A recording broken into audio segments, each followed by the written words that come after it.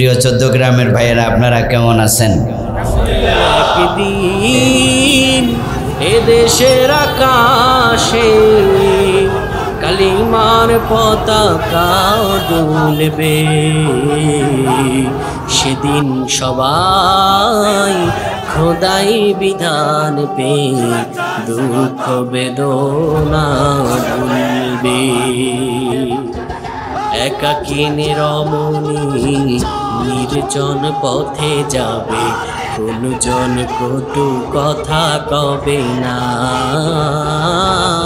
কোনদিন পথে ঘাটে সম্পদের মোহে খুনার রাহা জানি রবে না। যারা আমাদেরকে আসতে দেয়নি, এই 14-15 বছর কথা বলতে দেয়নি, শামুকসার একটা মাহফিল দিনের বেলা করতেছিলাম। আমার উস্তাদ আব্দুল কাদের হুজুর অনুরোধ করে মাহফিলটা আমার থেকে নিয়েছিলেন যে আসেন বাবা, রাতের বেলা তো ওরা অনুমতি দেয় না, দিনে একটু দিছে। তা আমি বললাম হুজুর দিনে পাইছি তাও খুশি, কিন্তু আমি 30 মিনিট 32 মিনিটের কম বেশি কথা বলেছি, এর মাঝে পুলিশ পাঠাইয়া মাহফিলটা দিনের বেলায় বন্ধ করে দিয়েছে। আচ্ছা, এই 14 গ্রামে জন্মগতভাবে তাদের যে অধিকার আছে সে অধিকার আমারও আছে না নাই? এই অধিকার থেকে আমাদেরকে যারা বঞ্চিত করলো তাদেরকে আপনারা স্মরণ রাখবেন। আল্লাহ তাআলা তাদেরকে দেশ ছাড়া যেহেতু করেছেন, তারা যেন আবার ক্ষমতার মসনদে এসে কোরআনের মাহফিল বন্ধ করতে না পারে, আমরা সাবধান সতর্ক হব। আল্লাহর বক্তব্য ইন্নাহু লা ইউফলিহুজ জালিমুন, নিশ্চয় যারা জালেম তারা সফল হবে না। এই কথাটা কার? আর আল্লাহর চেয়ে অধিক সত্য কথা বলার ক্ষমতা কারো নাই।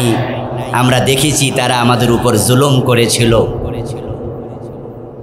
আমাদের কণ্ঠ তারা স্তব্ধ করতে চেয়েছিল, কোরআনের কথা বলতে দেয়নি,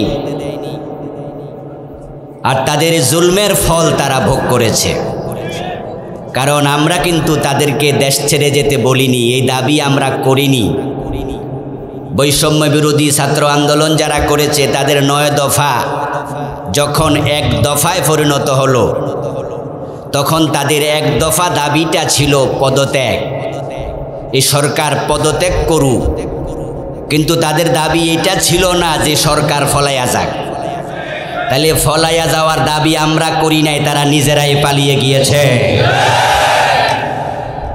কারণ তারা নিজেরাই জানে যে পরিমাণ অপরাধ করছে, ক্ষমতা থেকে নামলে কি যে হবে বলা যায় না। এই জন্য রান্না করা ভাতটা খাইয়াও পলাতে পারে নাই। সব ক্ষমতার মালিক কে? দীর্ঘ 1 যুগের বেশি সময় পরে আজকের এই কোরআনের মাহফিল দ্বিধাহীন চিত্তে নির্ভীকভাবে নিঃসংকোচে মাহফিল আসার পথে অ্যারেস্ট হওয়ার কোনো চিন্তা আমাদের কারো মাথায় ছিল না। মাহফিলে বসে আছি, পুলিশ এসে হামলা করে মাহফিল বন্ধ করে দিবে এমন কোনো টেনশন কারো মাথায় এখন? বাড়িতে যাওয়ার সময় মাহফিলে আসার অপরাধে অ্যারেস্ট করা হতে পারে এমন কোনো সম্ভাবনাও? এবং এই কোরআনের মাহফিল আজকে এখানে অনুষ্ঠিত হবে, এই জন্য কারো কাছে অনুমতির জন্য যাওয়ার প্রয়োজন হয় নাই। অথচ গত 15-17 বছরে বাংলাদেশে এমন একটি অপসংস্কৃতি চালু তারা করেছিল, তাদের অনুমতি ছাড়া কোথাও ছোট্টখাট্ট মাহফিলও হতে পারত না। প্রতিটা মাহফিলের অনুমতির জন্য টিওনোর কাছে, ডিসির কাছে, এসপির কাছে, ওসির কাছে দৌড়াদৌড়ি করতে করতে মাহফিল কমিটির পায়ের জুতার তলা ক্ষয় হয়ে যেত। এরপরে আবার মাহফিল করার সময় সভাপতি বানাতে হবে তাদের কোনো ব্যক্তিকে, এমন লোককেও সভাপতি মাহফিলে বানাতে হতো যাকে পেটে বোম মারল সূরা ফাতিহা বের হবে না, আর সে কিনা হবে মাহফিলের সভাপতি। এমন জাহেলে মোরাক্কাব, তাকে সভাপতি না বানালে মাহফিল হতেই দেবে না। এই দেশটাকে তারা বাবার সম্পত্তি বানিয়ে ফেলেছিল। কোরআনের কথা যারা বলতে দেয়নি, আল্লাহ তাদের মুখ বন্ধ করে দিয়েছে। এখন তারা বাংলাদেশে পরিচয় দেওয়ার মতো সাহস করছে না। এগুলো আমাদের জন্য শিক্ষা। ইতিহাস থেকে শিক্ষা নিতে হবে, আমরা যেন কখনো জালেম না হই। বাংলাদেশের মানুষের একটি বদভ্যাস আছে, যেই সরকারি ক্ষমতায় আসে এই সরকারি জালেম হয়ে যায়, জুলুম শুরু করে, প্রতিপক্ষকে মামলা দিয়ে বিনা দোষে জেলে পাঠায়, বাজার দখল করে, জমি দখল করে, ট্রাক স্ট্যান্ড দখল করে, বাস স্ট্যান্ড দখল করে চাঁদাবাজি শুরু করে দেয়। জালেমদের এই শিক্ষা থেকে আমাদেরও শিক্ষা নিতে হবে। যদি আমরা জালেম হই, আমাদেরকেও তাদের মতো নাস্তানাবুদ করার ক্ষমতা আল্লাহর আছে না নাই? এজন্য ইনশাআল্লাহ আমরা জালেম হব না। যে আল্লাহ তাআলা আমাদেরকে আজকের এই চমৎকার পরিবেশে পবিত্র কোরআনের কথা বলার মতো, শোনার মতো তৌফিক দিলেন। সন্ধ্যাবেলায় বৃষ্টি ছিল, আসরের পর থেকেই পুরা পরিবেশটাই প্রতিকূল ছিল। বরং মাহফিল কমিটি তো আমাকে ফোন দিয়ে বলেছিলেন যে হুজুর কোনো পরিবেশ নাই ওয়াজ করার, কি করব আপনি পরামর্শ দেন। আমি তখন বলেছিলাম যে দেখেন মসজিদে ব্যবস্থা করা যায় কিনা, কারণ আজকে মাহফিলের তারিখ আমি দিয়েছি। যদি এই তারিখে আপনি আমাকে দিয়ে মাহফিল আজকে না করান, তাহলে রোজার আগ পর্যন্ত তারিখ পাওয়ার কোনো সম্ভাবনা নাই, আর পাবেন না এবছর। একটা মাহফিলের অ্যারেঞ্জ করা সহজ নয়, যেভাবেই হোক করে ফেলেন, মসজিদে হলেও করে ফেলেন। কিন্তু আলহামদুলিল্লাহ মসজিদে করা লাগেনি, মাঠে করার পরিবেশ আবার অনুকূল করে দিয়েছেন কে? যে আল্লাহ এত চমৎকার সুযোগ দিলেন। আমরা আলোচনার শুরুতেই আমাদের মহান মনিব সে আল্লাহ তাআলাকে শুকরিয়া জানাই, কৃতজ্ঞতা জানাই, কালেমাতুশ শুকর পড়ি আলহামদুলিল্লাহ। দরুদ ও সালাম বিশ্বনবী সাইয়্যিদুল মুরসালিন, ইমামুনা কুদওয়াতুনা, হাবিবুনা উসওয়াতুনা, সানাদুনা তবিবু কুলুবিনা মুহাম্মাদুর রাসূলুল্লাহ সাল্লাল্লাহু আলাইহি ওয়াসাল্লামের প্রতি, সাহাবায়ে কেরাম ও শুহাদায়ে জামের আলা ইল্লিয়িন আল্লাহ তাআলার কাছে কামনা করছি, বলুন আমিন। প্রিয় দিনী ভাইয়েরা, আমি আপনাদের সম্মুখে পবিত্র কোরআন মাজিদ থেকে সূরাতুশ শূরায়ের 13 নম্বর আয়াতে কারিমা তেলাওয়াত করেছি। প্রিয় নবীজি সাল্লাল্লাহু আলাইহি ওয়াসাল্লামের পবিত্র মুখনসৃত ছোট ছোট দুইখানা হাদিসে নববী পাঠ করেছি। আল্লাহ তাআলা তৌফিক দান করলে এখান থেকে কিছু কথা বলবো ইনশাআল্লাহ। সূরার নাম হলো সূরা, সূরাতুশ শূরা। শূরা শব্দের অর্থ হলো পরামর্শ। আল্লাহ তাআলা এই সূরাতে আমাদের প্রিয় নবী বিশ্বনবী মুহাম্মাদুর রাসূলুল্লাহ সাল্লাল্লাহু আলাইহি ওয়াসাল্লামকে বলেছেন, আপনি যখন কোনো গুরুত্বপূর্ণ সিদ্ধান্ত নেবেন তখন আপনি একা একা সিদ্ধান্ত নিয়েন না। ওয়াশাবিরুহুম ফিল আমর।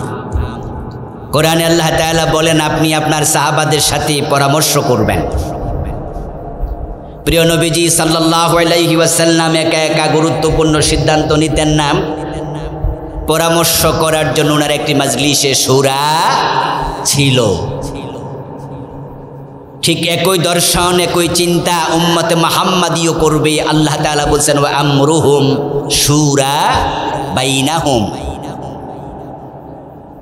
যদি নবী মুহাম্মদ পরামর্শ করে সিদ্ধান্ত নেন, তোমরা তো আর উনার মতো পণ্ডিত নও, তোমরা একা একা সিদ্ধান্ত নেবে কেন?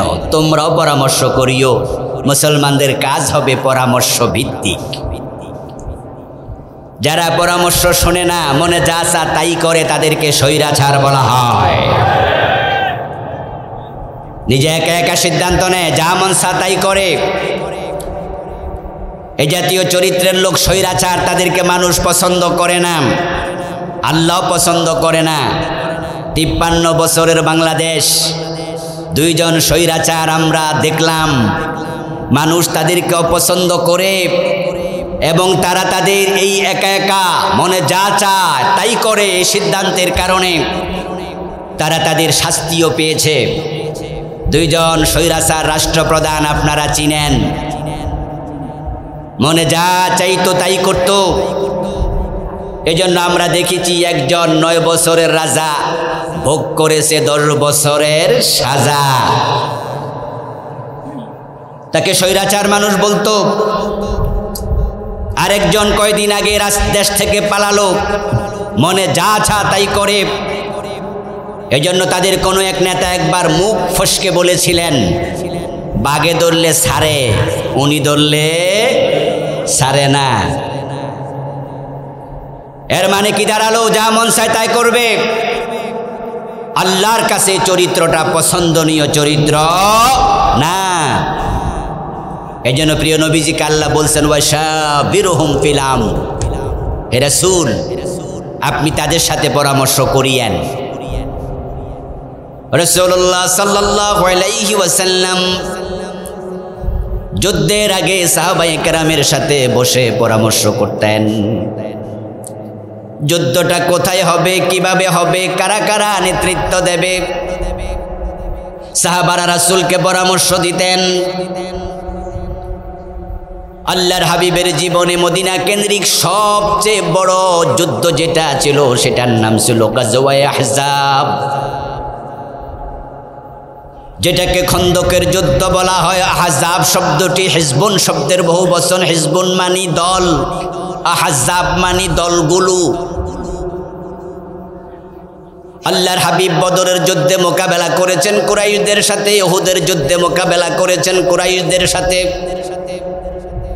কিন্তু গাজায়ে আহজাবে শুধু কুরাইশ না, তাদের সাথে যোগ দিয়েছে খ্রিস্টান, তাদের সাথে যোগ দিয়েছে বেদুইন। মক্কার কুরাইশদের সাথে গোপনে যোগ দিয়েছে মদিনার বনু নজির, বনু কুরাইজা, ইহুদিরাও।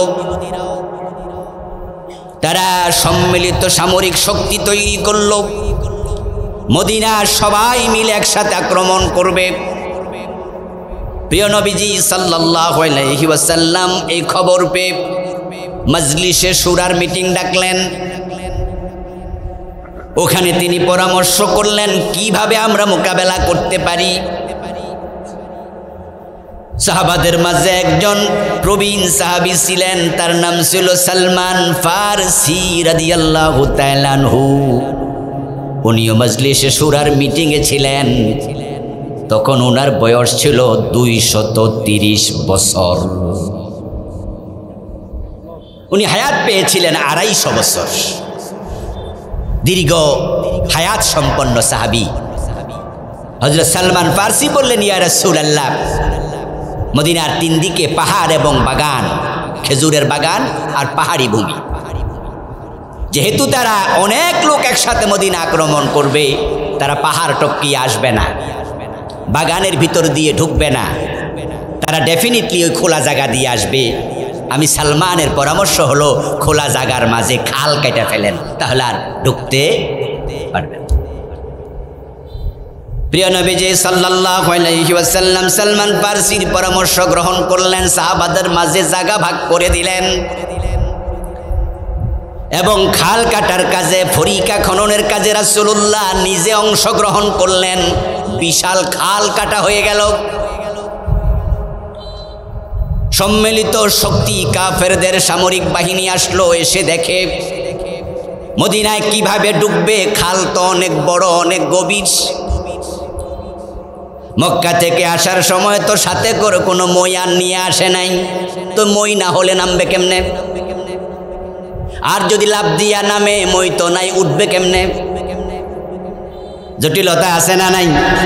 সালমান ফারসির পরামর্শ খুব কাজে লেগে গেল। কাফেররা আহজাব যুদ্ধ আর করলো না, তারা খন্দকের ওই পাশে, পরিকার ওই পাশে থেকে গেল। পানি শেষ, খেজুর শেষ, রুটি শেষ, খাবে কি? টেনশনে পড়ে গেল। কয়েকদিন যাওয়ার পরে হঠাৎ করে ঘূর্ণিঝড় সাইমুম জ্বর উঠল, তাবুগুলো ছিঁড়ে ভিড়ে শেষ, ছিন্ন ভিন্ন হয়ে গেল। খাবার নাই, পানীয় নাই, রুটি নাই, তাবুও নাই, থাকবে কেমনে? যুদ্ধ স্থগিত ঘোষণা করে মক্কায় পালিয়ে গেল। বিনা যুদ্ধে গাজওয়ায়ে আহজাব রাসূলুল্লাহ বিজয়ী হলেন। এবার আপনারাই বলুন তো, মাঝে মাঝে ছোটদের কম বুঝ যাদের নবীর তুলনায় সাহাবাদের জ্ঞান বেশি না কম? আমার কথা কয় না? নবীর তুলনায় সাহাবাদের জ্ঞান বেশি না কম? বুদ্ধি বেশি না কম? মেধা বিচক্ষণতা বেশি না কম? কিন্তু নবীও কম বুদ্ধি কম বিচক্ষণতা লোকের কথা শুনে পরামর্শ করার জন্য বললেন কে? এই জন্য পরামর্শ করা লাগে কাজ করতে। কিন্তু আমরা দেখা যায় স্বৈরাচার হয়ে যায় ক্ষমতা পাওয়ার পরে, কারো কথা আর শুনি না, যা মনে চায় তাই করি। পরিবারের মাঝে সন্তানের পরামর্শ নেয় না, স্ত্রীর পরামর্শ নেয় না, মেয়েটা বিয়ে দেবে মেয়েটার জিজ্ঞাসা করে না। এমন বাবা আছে না নাই? এটা স্বৈরাচার বাবা।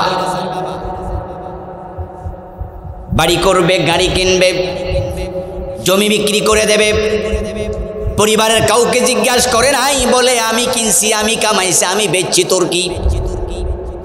এমন বাবা আছে? এটা স্বৈরাচার বাবা। এই অভ্যাস ভালো নয়। বরং মানুষ যখন পরামর্শ করে সবাই মিলে সিদ্ধান্ত নেয়। প্রিয় নবীজি বলেছেন ইয়াদুল্লাহি আলাল জামাআ, ঐক্যবদ্ধ সিদ্ধান্ত যখন হয়, যারা ঐক্যবদ্ধ হয়ে চলে তাদের উপরে স্বয়ং আল্লাহর হাত থাকে। পরিবারে গুরুত্বপূর্ণ সিদ্ধান্ত নেওয়ার সময় আমরা স্বৈরাচার হব না পরামর্শ নেব? বাচ্চা কাচ্চা যদি বুঝের হয় ডাকবেন, নিজের স্ত্রীকে নিয়ে বসবেন যে আমি এই কাজটা করতে চাই, কি মনে করে? আল্লাহর হাবিব সাল্লাল্লাহু আলাইহি সাল্লাম হযরত ফাতেমাকে বিয়ে দেবেন। বিয়ের আগে ফাতেমাতুজ জাহরাকে রাসূলুল্লাহ সাল্লাল্লাহু আলাইহি সাল্লাম ডাকলেন, ডেকে বললেন, ফাতেমা, তোমার বিয়ের জন্য অমুক প্রস্তাব দিয়েছে, অমুক প্রস্তাব দিয়েছে, অমুক প্রস্তাব দিয়েছে। যারা প্রস্তাবক তাদের নাম ফাতেমাকে শোনালেন।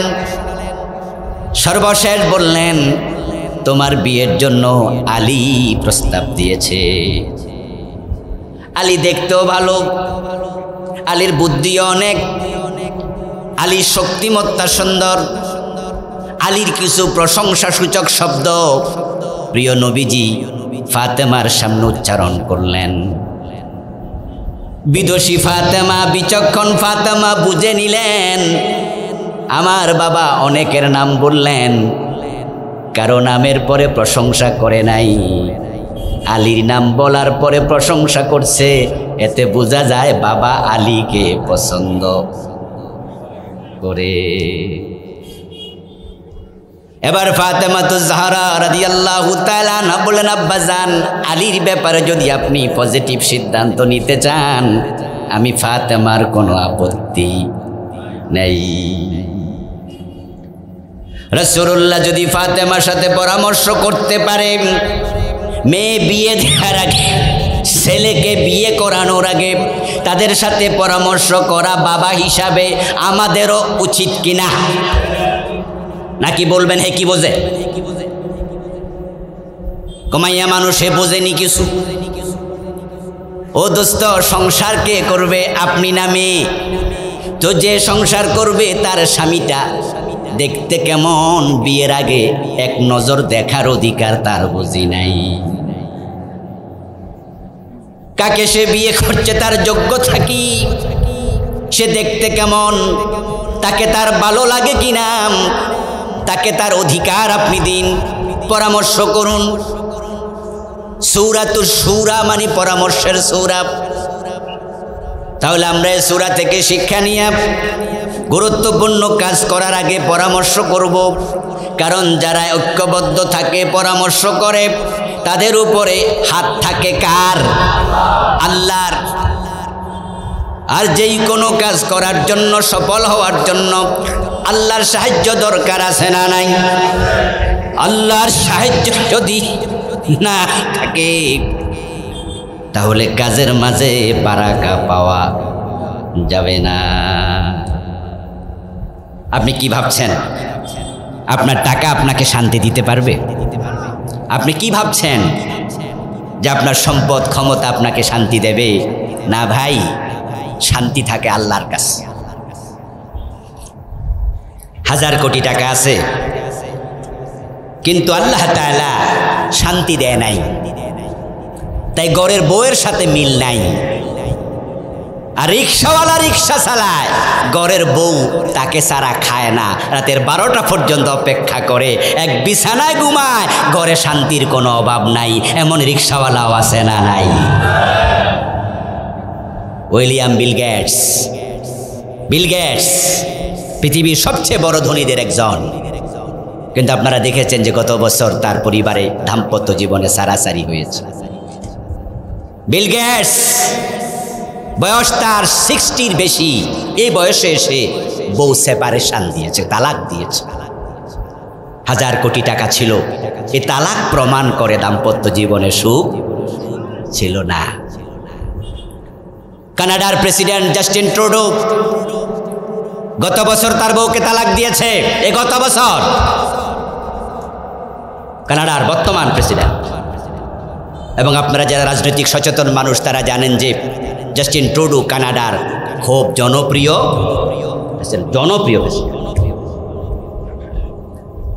বর্তমান পৃথিবীর শক্তিধর রাষ্ট্র কানাডা, যে কানাডার আয়তন আমেরিকার চেয়ে বড়। আমেরিকার অঙ্গরাজ্যের সংখ্যা 50-50টা। এমন অঙ্গরাজ্য আছে যেটা বাংলাদেশের তুলনায় 3 গুণ 5 গুণ। আর কানাডা আমেরিকার চেয়ে বড়, অর্থনৈতিক স্বাবলম্বী সমৃদ্ধ দেশ। ওটার রানিং প্রেসিডেন্টের বউ যদি তালাক দেয়া লাগে, প্রমাণ হয় হাতে ক্ষমতা আছে, পরিবারে শান্তি ছিল না। আমার প্রিয় ভাইয়েরা, শান্তি আকাশে থাকে, আকাশওয়ালার কাছে থাকে। আমেরিকার সবচেয়ে বড় বড় কোম্পানির মাঝে একটা কোম্পানির নাম হলো প্রড।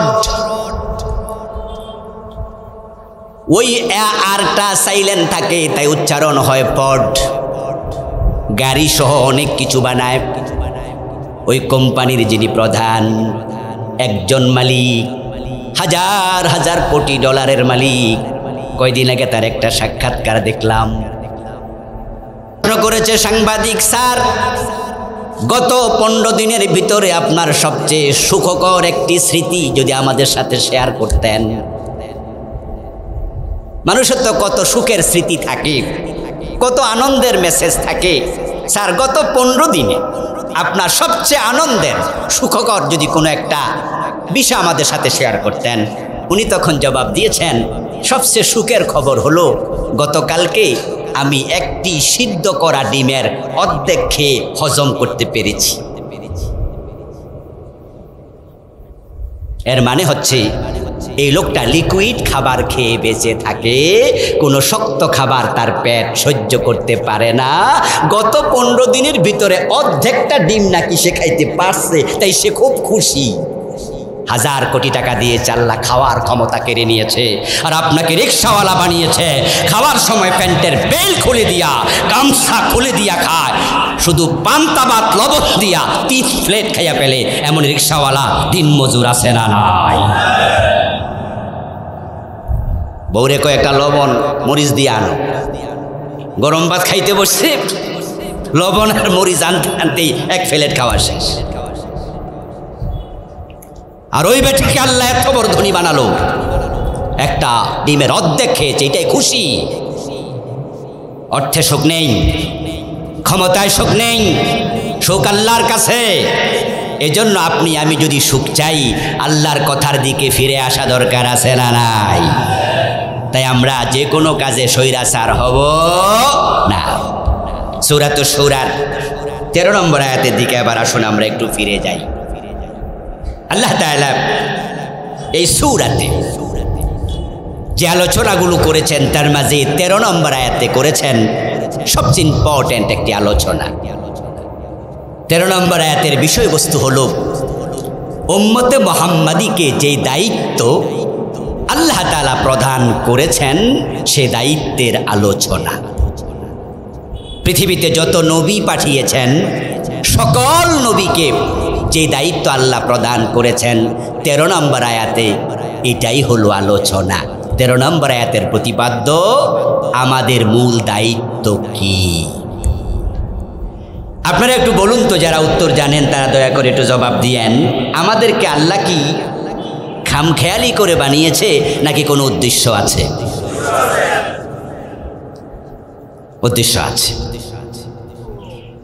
আফাহাসিবতুম আন্নামা খালাকনাকুম আবাসা, তোমরা কি ভাবছো তোমাদেরকে আমি কি নিরর্থক তৈরি করেছি? প্রশ্নের মাঝে বোঝা যায় অর্থহীন আপনাকে আমাকে আল্লাহ তৈরি করেন নাই। আরে প্রিয় ভাই, একটা পিপিলিকাকে আল্লাহ তাআলা প্রয়োজনে বানায় নাই। যে মশা আপনারে কামড়ায়, এ মশা মারার জন্য কয়েল কিনেন, ঔষধ ছিটান, ওই মশাটা বানানোর পিছনে আল্লাহর হিকমত আছে। যে সাপ আপনাকে বিষ দিলে আপনি মরে যান, এটাও আল্লাহ প্রয়োজনে বানায়নি। বরং কোরআন মাজিদ আল্লাহ তাআলা বলেন খালাকা লাকুম মা ফিল আরদি জামিআ, জমিনে যা আছে দেখো দেখো না, জানো জানো না, যা আমি আল্লাহ বানিয়েছি ও মানুষ সব তোমাদের প্রয়োজনে বানিয়েছি। সুবহানাল্লাহ পড়ে, সব তোমাদের জন্য। খালাকা লাকুম আল্লামু লিন-নাফই, লাম আরবি গ্রামার এটার হরফে জার বলে। যারা আরবি পড়ছেন তারা সবাই জানেন হরফে জার 17টা, তার মাঝে লাম হলো একটা, আলা লিদ-দারার লাম লিন-নাফই। লামের মৌলিক 6টি অর্থ, তার মাঝে একটা হলো কল্যাণ দেয়া। খালাকা লাকুম মা ফিল আরদি জামিআ, আল্লাহ বলছে জমিনে যত কিছু বানাইছি সবটি তোমাদের প্রয়োজনে বানাইছি। সুবহানাল্লাহ পড়ে। এখন যদি প্রশ্ন করেন যে হুজুর মশা কোন প্রয়োজন, আমি কইতে পারবো না, কারণ আমি তো জানি না, আমি তো এই বিষয়ের গবেষক না। আচ্ছা, মশা বেশি আমাদের জন্য ধ্বংসকারী নাকি সাপ বেশি ধ্বংসকারী? মাশাআল্লাহ, উত্তর ঠিক আছে। কারণ মশা কামড়াইলে মানুষ মরে গেছে না, আর সাপে কামড়াইলে। এবার বলুন তো, সাপের বিষের মাঝে ঔষধ আছে না নাই? যেই সাপ আমাদের সবচেয়ে বড় দুশ্মন, ওই সাপের বিষ অতটুকু দাম, কোটি টাকা। মাঝে মাঝে আপনারা পত্রপত্রিকায় দেখবেন যে অমক সাপের বিষ সহ ধরা খাইছে, কোষ্ঠী পাথর, সাপের বিষ, এগুলো ধরে জেলে দেয় যারা ব্যবসা করে।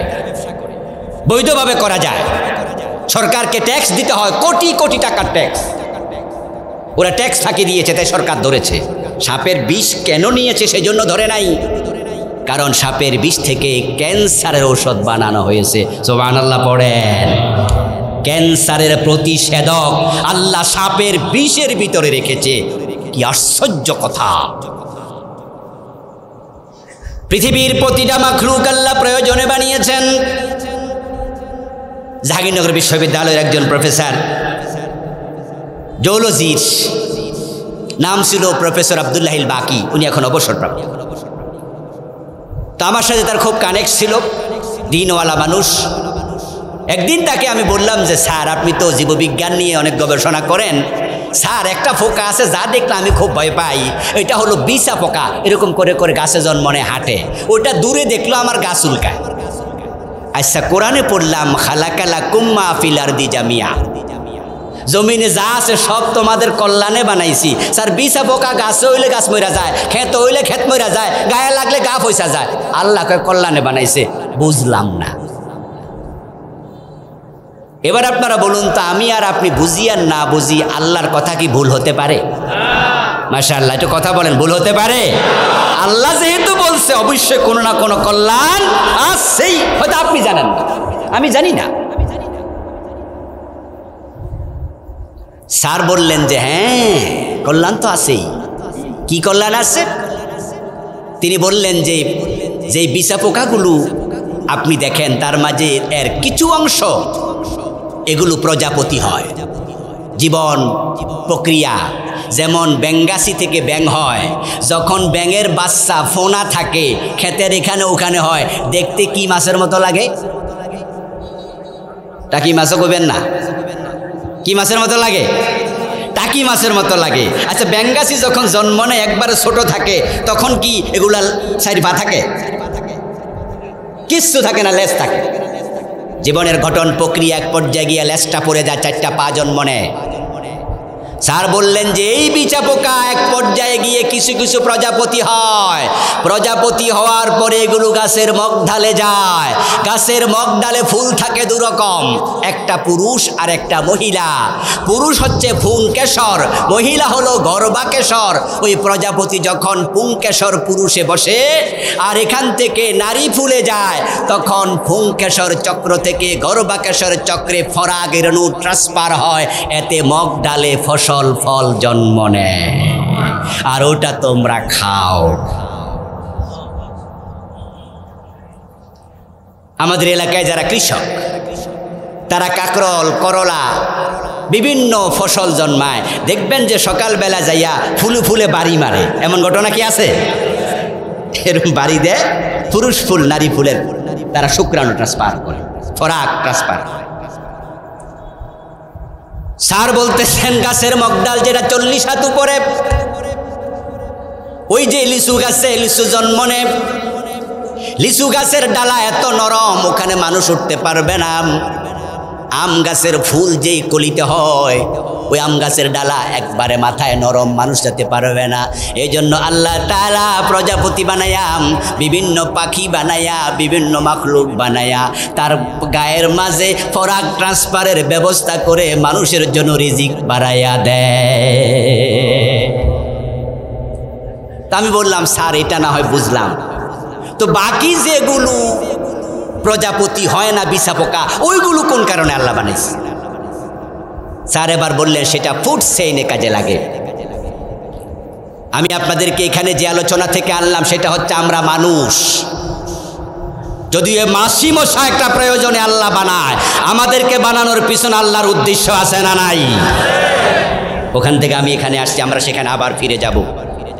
বুঝ নিয়েন, ফার্মের মুরগির মতো খাইয়া মোটা হবেন, তারপরে কয়দিন পরে মরে যাবেন, কবরের মাটির সাথে মিশে যাবেন, ব্যাপারটা তা না। আপনাকে আল্লাহ যে জন্য বানাইছে ওই কাজ না করলে কবরে আপনাকে হিসাব করায় গন্ডায় দিতেই হবে। বয়স তো চলে গেল 30 বছর, 40 বছর, 50 বছর। আজরাইল কন্দির সামনে এসে বলে চল, হিসাব কি করেছেন যে আল্লাহ আমারে যে জন্য বানাইছে আল্লাহর উদ্দেশ্য কতটুকু পূর্ণ করতে পেরেছি? যদি পূর্ণ না করে আল্লাহর কাছে যাই আর আল্লাহ জিজ্ঞাসা করে হিসাব দে, হিসাব দেব কি? স্যারকে বললাম স্যার তাহলে যেগুলা প্রজাপতি হয় না ওই বিছা পোকা কি কাজে লাগে? উনি বললেন ফুড চেইন। ওই বিছা পোকাগুলো গাছে জন্ম নেয়, কিছু মরে যায়, কিছু থেকে যায়, ওইগুলো বিভিন্ন মুরগি খায়, হাঁসে খায়, আর আপনি মুরগি হাঁস খান। তাহলে মুরগি হাঁসের খাবার, পশু পাখির খাবার, এমন কিছু মাখলুকের খাবার যেগুলো আবার জন্ম নেয় বিভিন্ন ক্ষেতে, ওই ক্ষেতের মাঝে বিছা পোকা হয়, বিভিন্ন পোকা হয়, পোকাগুলো মাঝে মাঝে পানিতে পড়ে, তখন রুই মাছ টক করে খায়ালায়, ওই মাছ আপনি খান। আল্লাহ ফুড চেইন বানাইছে। এ পোকা মাকড় এমন প্রাণীর খাবার যেই প্রাণীটা আবার মানুষের খাবার। এইভাবে প্রতিটা মাখলুক যদি আপনি খোঁজেন, সবটা বানানোর পিছনে আল্লাহর উদ্দেশ্য আছে, হিকমা আছে। এখন আমাদেরকে আল্লাহ তাআলা বানালেন কেন, কি দায়িত্ব দিলেন? সূরাতুশ শূরার 13 নম্বর আয়াত আল্লাহ সেটাই বলেছেন। এবার বলুন তো, দায়িত্ব পালন করবেন আগে না দায়িত্বটা জানবেন আগে? মাশাআল্লাহ, আগে জানতে হবে তো তারপরে মানা। আমাদের দেশের লোকেরা আল্লাহর দেয়া দায়িত্বটাই অনেকে জানে না, যারা জানে তাদের অনেকে মানে না।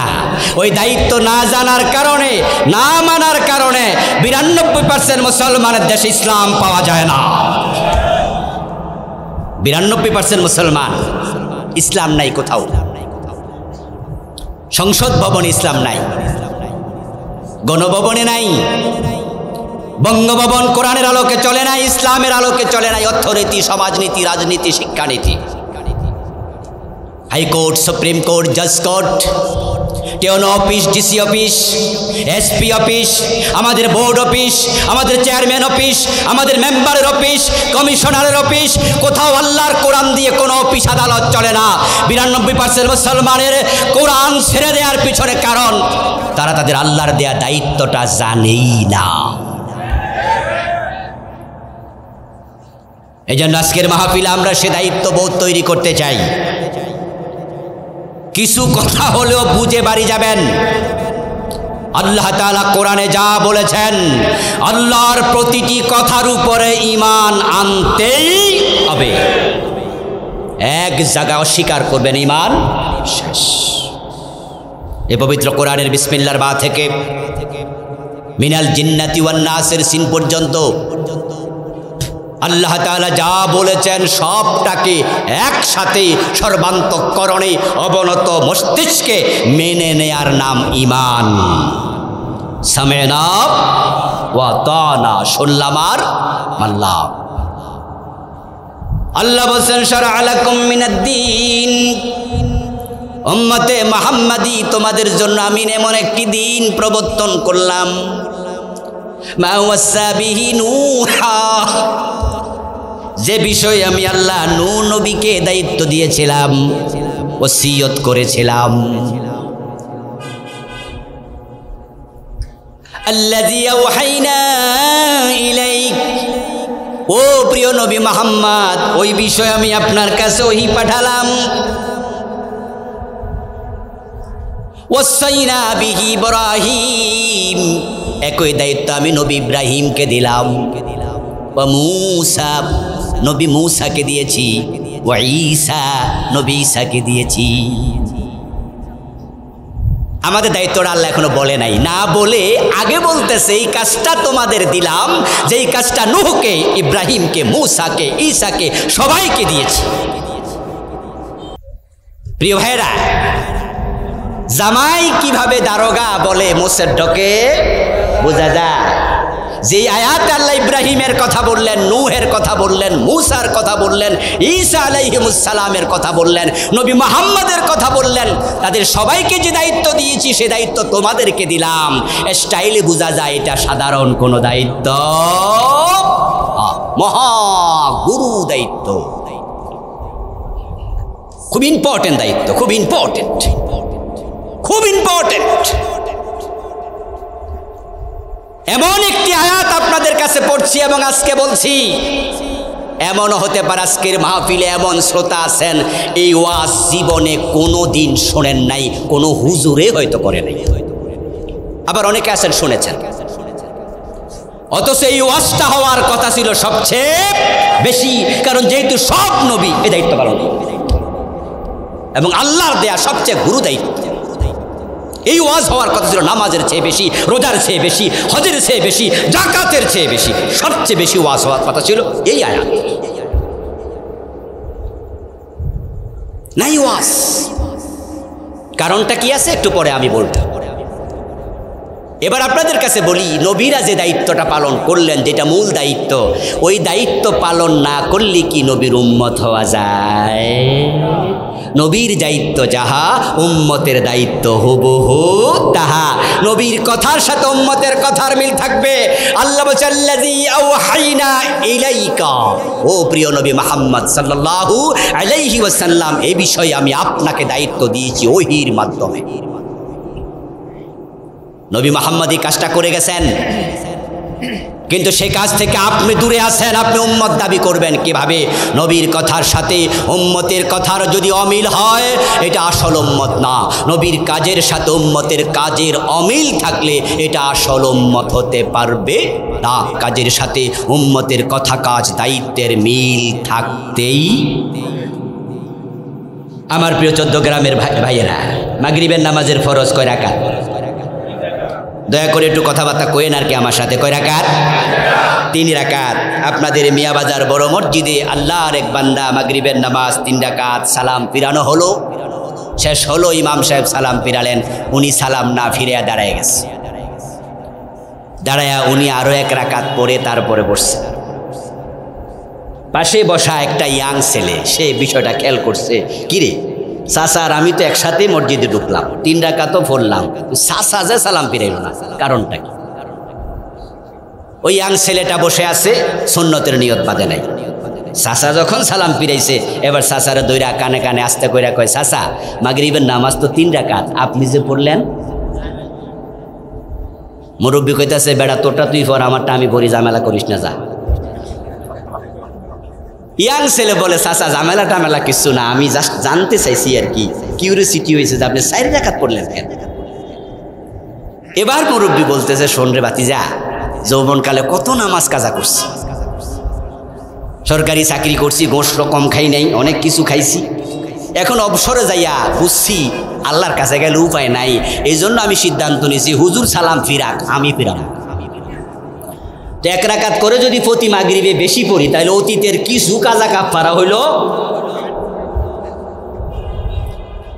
এই কথা শুনে ওই ইয়াং ছেলে বলল, চাচা গজব করছো, অতীতের কাজা কাফারা দূরের কথা, এ তোমার মাগরিব 3 রাকাতই। আপনারা বলুন তো, যদি কেউ ইচ্ছা করে মাগরিব 4 রাকাত পড়ে, নামাজ হবে?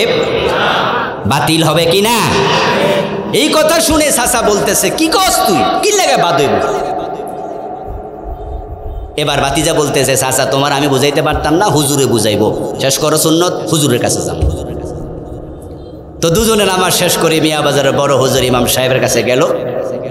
বড় মসজিদের বড় হুজুর কাহিনী শুইনা ওই বাতিজার মতো একই ফতুয়া দিল, আপনি অতীতের কাজা কাফারা ফসাইবেন, আপনি ভাবছেন 1 রাকাত বেশি পড়লে সওয়াব একটু বেশি হবে, আপনার তো আমও নাই, সালা সুদ্দা। চাচা বলতেছে, হুজুর আমার অপরাধটা কি? আমি যে 4 নাম্বার রাকাত পড়লাম, 4র্থ রাকাতে সূরা ফাতিহা পড়ি নাই? হ্যাঁ পড়ছি। পড়ছেন তো? তা আপনি তো ওয়াজ করছেন কয়দিন আগে, কোরআন শরীফ পড়লে প্রতি অক্ষরে কয় নাকি? আমি কি সোনার বাংলা গান গাইছিলাম 4 নাম্বার রাকাতে? আমি সূরা ফাতিহা পড়ছি। আমি অপরাধ করছি কি?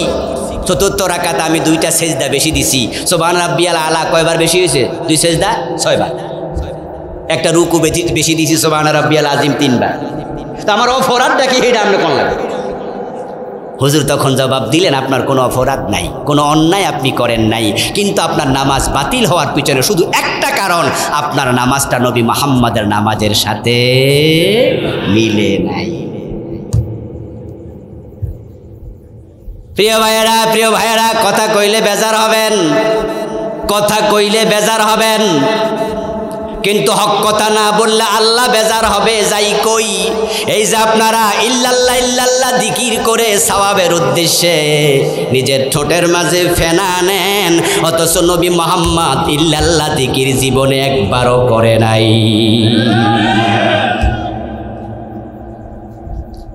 ইল্লাল্লাহ জিকির ছাত্র জীবন আমি অনেক করছি, কারণ আমি তো আপনার এলাকার লোক, এখানে তো আমার ওস্তাদরা আছে, এসকের মাহফিলও তো আছে, ওস্তাদরা শিখাইছে ইল্লাল্লাহ জিকির, আমরাও করেছি, পীর সাহেব হুজুর শিখাইছে, আমরাও করেছি,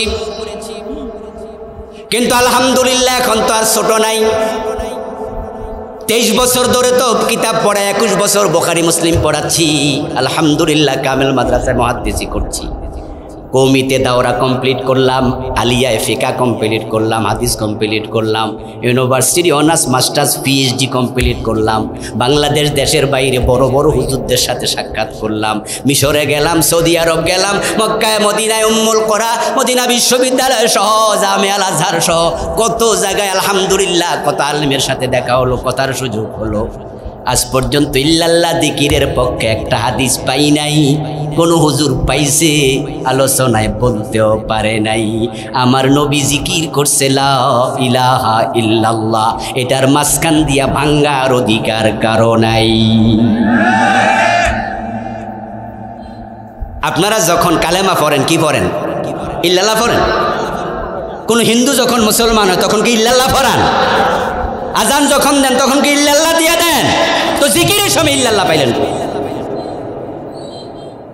قال النبي صلى الله عليه وسلم أفضل الذكر لا إله إلا الله। আপনি মাঝখান দিয়ে ভাঙলেন কেন? প্রিয় নবীর সাথে মিল, এটাই বুঝাচ্ছি।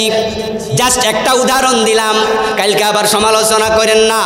আমি আপনাকে অনুরোধ করে যাব, আপনার ইবাদত নবী মুহাম্মাদের সাথে মিল দরকার আছে না নাই?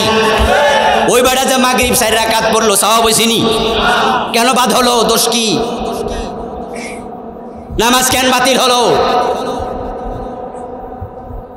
কারণ নবী মুহাম্মদ সাল্লাল্লাহু আলাইহি ওয়াসাল্লামের সাথে যদি না মিলে আল্লাহ ইবাদত গ্রহণ করে না। যুক্তির নাম ইসলাম না, দলিলের নাম ইসলাম। যদি কোনো আলেম বলে ইল্লাল্লাহ জায়েজ, আমি আজকে বিনয়ের সাথে বলবো, কারণ এখানে আমার ওস্তাদরাও আছেন, ওদের সাথে উঁচু চেয়ারে বসে কথা বলছি, এটাই তো বেয়াদবি। বিনয়ের সাথে বলে যাব, যদি কেউ বলে এটা আছে, তাহলে তাকে বলবেন হাদিসের কোন কিতাবে আছে একটু কাগজে লিখে দেন। আমি তো এলাকার সন্তান, ফলানোর জায়গা আছে নাকি? অন্য দূরে হইলে যাইতাম না, কোথাও যাই ওই এলাকার জামুই না, কিন্তু এনে কি কথা কইতে পারবো? এখানে আমাকে আসতেই হবে। পাবেন না খুঁজে। ইল্লাল্লাহ অর্থহীন জিকির। ইল্লাল্লাহ মানে আল্লাহ ব্যতীত, আল্লাহ ব্যতীত, আল্লাহ। কি হইল এটা? আমার বন্ধু, আপনার ইবাদতের সাথে আমার ইবাদতের সাথে রাসূলুল্লাহর মিল থাকা লাগবে। উনার কথা যেমন হবে আমাদের কথা তেমন, উনার কাজ যেমন আমাদের কাজ যেমন, উনার ইসলাম যেমন আমাদের ইসলাম তেমন, ঠিক কি না? কিছু কিছু জায়গা আছে স্পেশাল, সেগুলো বাদ। যেমন প্রিয় নবী সাল্লাল্লাহু আলাইহি সাল্লাম বিয়ে করছেন কয়টা? 11টি। আমাদের জন্য একসাথে বিয়ে যদি কেউ বেশি করতে চায়, কয়টা করতে পারবে? 4টি। এটা রাসূলের জন্য স্পেশাল। প্রিয় নবী সাল্লাল্লাহু আলাইহি সাল্লাম রোজা রাখতেন লাগাতার, ইফতার করতেন না, সেহরি খেতেন না। এমন একটা রোজা আছে যেটার নাম সাউমে বিসাল। আল্লাহর হাবিব বলছে, লা তুওয়াসিলু বিসাউম, তোমরা এটা করো না, এটা স্পেশাল। এভাবে কিছু বিষয় রাসূলুল্লাহর জন্য স্পেশাল। এগুলোর বাহিরে যা আছে আল্লাহর হাবিবকে দেখে দেখে হুবহু অনুসরণ করতে আপনি আমি বাধ্য। রাসূল মসজিদে কোন পা দিয়ে ঢুকতেন? মাশাআল্লাহ, কথা বলেন, কোন পা? আমরা দেব কোন পা? রাসূল মসজিদ থেকে বের হতে দিতেন কোন পা? আমরা দেব কোন পা? রাসূল যখন খেতেন কোন হাতে খেতেন? আমরা কোন হাতে খাবো? রাসূলের মতো হওয়া লাগবে, পেস্ট লাগবে, বাতিল। দেখেন, একটু উদাহরণ দিলে বুঝবেন। আজকের পৃথিবীতে জনগোষ্ঠীর সংখ্যা ধর্মীয়ভাবে সবচেয়ে সংখ্যাগরিষ্ঠ হলো খ্রিস্টান। পৃথিবীর মানুষের সংখ্যা 600-700 কোটি, কম বেশি। সবচেয়ে বেশি হলো খ্রিস্টান, তাদের সংখ্যা 250 কোটির বেশি। আপনাদের কাছে একটু আমি প্রশ্ন করি, একটু জবাব দিন তো প্রিয় ভাইয়েরা। 250 কোটি খ্রিস্টান, তাদের একজন নবী আছে? তাদের নবী নাই? খ্রিস্টানদের কোনো নবী নাই? আরে এখন না, খ্রিস্টান জাতির নবী আছে কিনা? কি নাম? এই যে বলছেন আছে, ঈসা। আজকের দিনে তার নবুয়ত চলমান নাই। আমি সে প্রশ্ন করিনি, নবী আছে কিনা সে প্রশ্ন করেছি। খ্রিস্টান জাতির নবী আছে কিনা? কিতাব আছে কিনা? কিতাবের নাম কি? ইনজিল। খ্রিস্টানদের নবীর নাম হযরত ঈসা আলাইহিস সালাম, তিনি বনি ইসরাইলের নবী। তাদের কিতাবের নাম ইনজিল, আল্লাহর নাজিল করা কিতাব। তাদের জনসংখ্যা বর্তমানে 250 কোটির বেশি। কিন্তু বলুন তো, ওই নবী ঈসার উম্মত দাবিদার, ইনজিলের অনুসারীর দাবিদার 250 কোটি খ্রিস্টানের মাঝে জান্নাতি খ্রিস্টান আছে বর্তমানে কয়জন? একজনও নাই, বরং সবগুলো মুশরিক, সবগুলো মুশরিক, সবগুলো জাহান্নামী।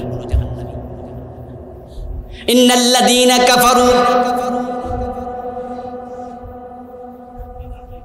মিন আহলিল কিতাব ওয়াল মুশরিকিনা ফি নারি জাহান্নাম খালিদিনা ফিহা। সূরা লাম ইয়াকুন, সূরা বায়্যানা, সূরা লাম ইয়াকুনের আয়াত। ইন্নাল্লাযীনা কাফারু মিন আহলিল কিতাবি ওয়াল মুশরিকিন, যারা আহলে কিতাব ছিল কিন্তু কাফের হয়ে গেছে, মুশরিক হয়ে গেছে, ফি নারি জাহান্নাম, তারা জাহান্নামী। ঘোষণাটা কার? 250 কোটি খ্রিস্টান সবগুলো জাহান্নামী, অথচ তাদের নবী ছিল, কিতাবও। কোন কারণে জাহান্নামী এবার শুনুন প্রিয় ভাই। ওই কারণ যদি আপনার ভিতরে পাওয়া যায়, আপনি নবী মুহাম্মাদের উম্মত হওয়ার পরও জাহান্নামে যাওয়া লাগবে। আমার রাসূলের সব উম্মত জান্নাতি নয়। আমার রাসূল বলেছেন আমার উম্মত হবে ৭৩ দল, জান্নাতি হবে মাত্র এক দল। নবী মুহাম্মাদের উম্মতের মাঝে জাহান্নামীর সংখ্যা হলো ৭২ দল। মোছে তেল দিয়েন না, জান্নাতের কাঁঠাল খাবেন, কষ্ট যেন না লাগে। ভাবছেন আমি নবী মুহাম্মাদের উম্মত, জান্নাতে আমি যাব না যাব কে? অথচ রাসূল বলছেন ৭৩ দলে আমার উম্মত ৭২ দল হবে।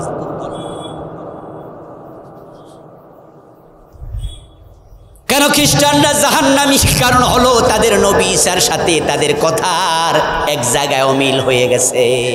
কয় জায়গায়? মাত্র এক জায়গায়। ওই জায়গাটা কি? জায়গাটা হলো নবী ঈসার কোনো বাবা নাই।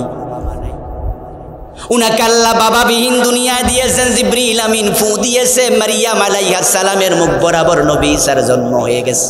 পেট উনার আস্তে আস্তে বড় হলো, তার তো বিয়েই হয় নাই। হযরত মারিয়াম আলাইহিস সালাম মসজিদে আকসার হুজরায় থাকতেন, খেদমত করতেন, দোয়া মোসা করতেন।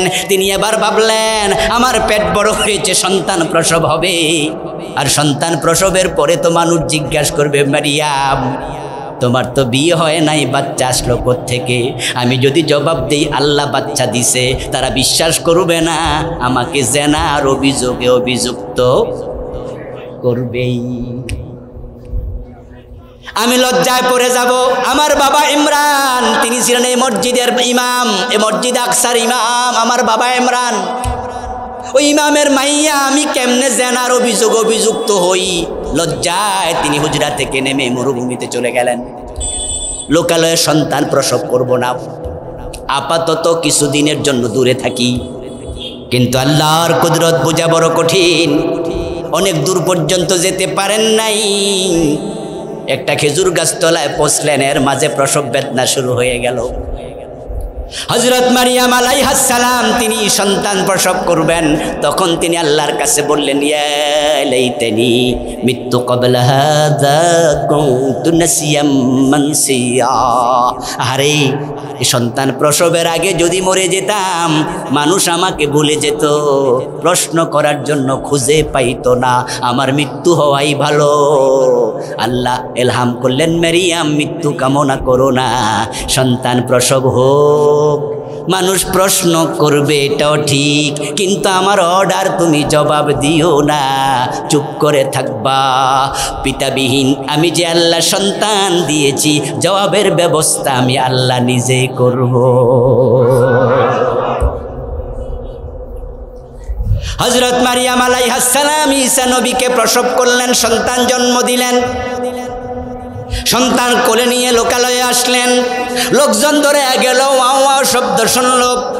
ক্বালু ইয়া মারিয়াম লাকাদ জিতি শাইআন ফারিয়া। তারা বলল, মারিয়াম তুমি জেনা করছো, নাউযুবিল্লাহ।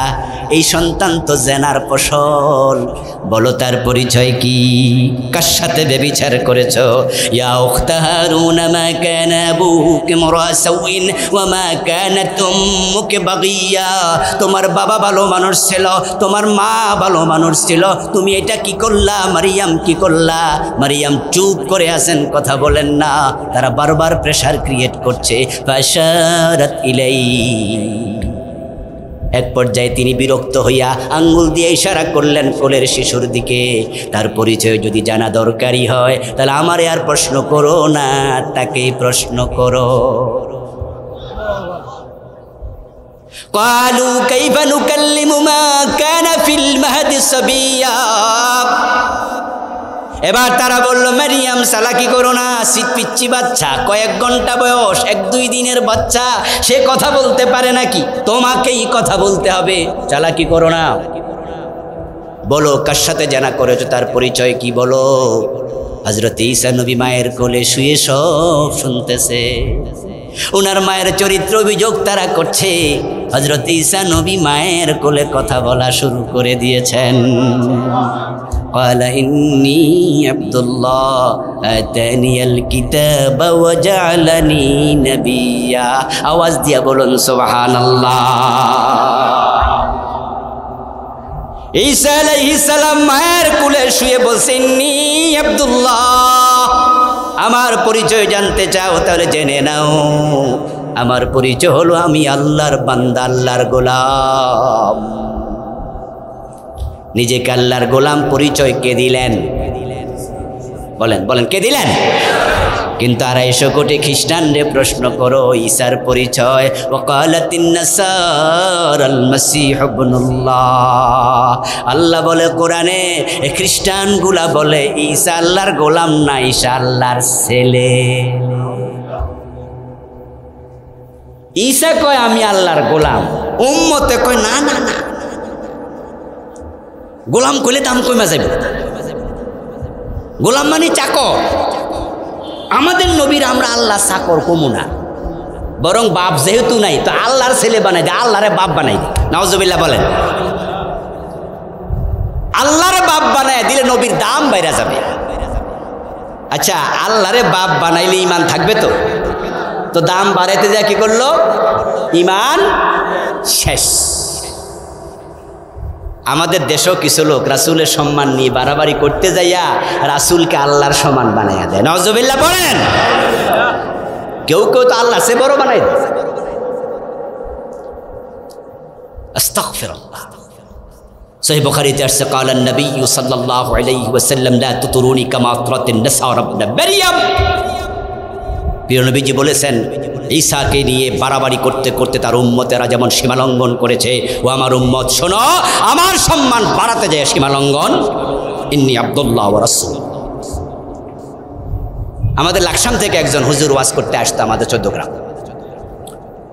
আমি গাছবাড়িয়া গাউসিয়া তৈয়বিয়া ওই মাদ্রাসায় পড়ি, আমাদের গাছবাড়িয়া দনিশ করার পাশে। ক্লাস 5 পর্যন্ত ওখানে আমি পড়েছি, তারপরে সুফুয়া মাদ্রাসা আমি দাখিল পর্যন্ত পড়ি। ওয়াজ শুনলাম, ছাত্র জীবনে ছোট মানুষ, হুজুর ওয়াজ করতেছে। লাকসামে বাড়ি, নাম বললাম না, উনি মারা গেছে। উনি বলল, কিয়ামতের দিন যদি আল্লাহ কাউকে ধরে, রাসূল তাকে ছুটাইয়া নিতে পারবে সুপারিশ করে, কিন্তু রাসূল কাউকে ধরলে আল্লাহ ছুটাইতে পারবে না। মানে রাসূলের দাম বাড়াইতে যাইয়া আল্লাহরে ছোট বানাই দিচ্ছে।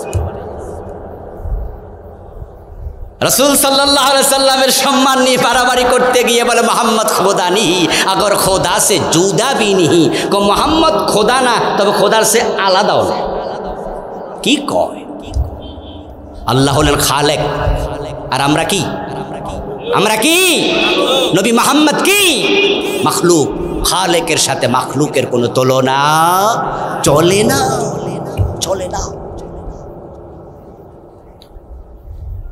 আমার প্রিয় ভাই রাসূলুল্লাহ সাল্লাল্লাহু আলাইহি ওয়াসাল্লাম আমাদেরকে শিখালেন যা আমরা তাই করব। নবী ঈসা তার উম্মতকে যা শিখাইলেন তারা তাই বলবে তাই করবে, কিন্তু নবী ঈসা বলেন ইন্নী আব্দুল্লাহ, আমি আল্লাহর বান্দা। খ্রিস্টানরা বলে না তিনি আল্লাহর ছেলে, তাদের ঈমান আছে না গেছে? তাহলে নবীর কথার সাথে অমিল হইলে ঝামেলা আছে না নাই? এবার আসুন দায়িত্বটা কি? ইব্রাহিম নবী, মুসা নবী, ঈসা নবী, মুহাম্মদ সাল্লাল্লাহু আলাইহি ওয়াসাল্লাম সব নবী যে কাজ করেছেন ওই কাজটা আল্লাহ এবার বলছেন আনাকিমুদ্দিন ওয়ালা তাতাফাররাকু ফি। আমি সব নবীকে দায়িত্ব দিয়েছি, তোমাদেরও দিলাম। সে দায়িত্বটা হলো আমার জমিনে আমার দিন কায়েম করো। আপনারা একটু মেহরবানি করে যারা জানেন তারা একটু মুখ কাজে লাগাইয়া জবাব দেন, জোরে দিয়েন জমিনের মালিক কে?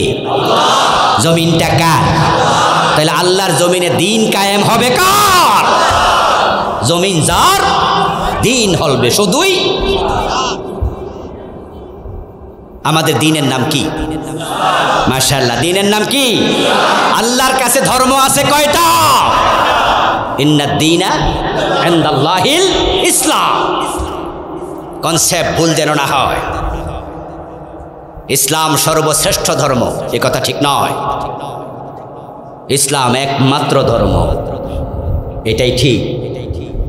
সর্বশ্রেষ্ঠ মানে কি? অনেকগুলো শ্রেষ্ঠ আছে, তার মাঝে সব শ্রেষ্ঠগুলার মাঝে এটার নাম, এটা সিরিয়াল 1 নাম্বার, এটার নামে তো সর্বশ্রেষ্ঠ। শ্রেষ্ঠ শ্রেষ্ঠ শ্রেষ্ঠ, তার মাঝে সবার উপরে যেটা শ্রেষ্ঠ এটাকে বলে সর্বশ্রেষ্ঠ। আল্লাহ বলছেন ইন্না দীনা ইনদাল্লাহিল ইসলাম, আল্লাহর কাছে ধর্ম আছে একটা, এটার নাম কি? তাহলে পৃথিবীর যত ধর্ম আছে সব আদিয়ানে বাতিলা, সব বাতিল ধর্ম, অন্য ধর্ম ধর্ম নয়। তার প্রমাণ আল্লাহর আরেক আয়াত, ওমাই ইয়াবতাগি গায়রাল ইসলামি দীনা ফালাই ইউকবালা মিনহু। আমার বন্ধু, খ্রিস্টান ধর্ম বলতে আসলে কোনো ধর্ম নেই, ইহুদি ধর্ম বলতে আসলে কোনো ধর্ম নেই।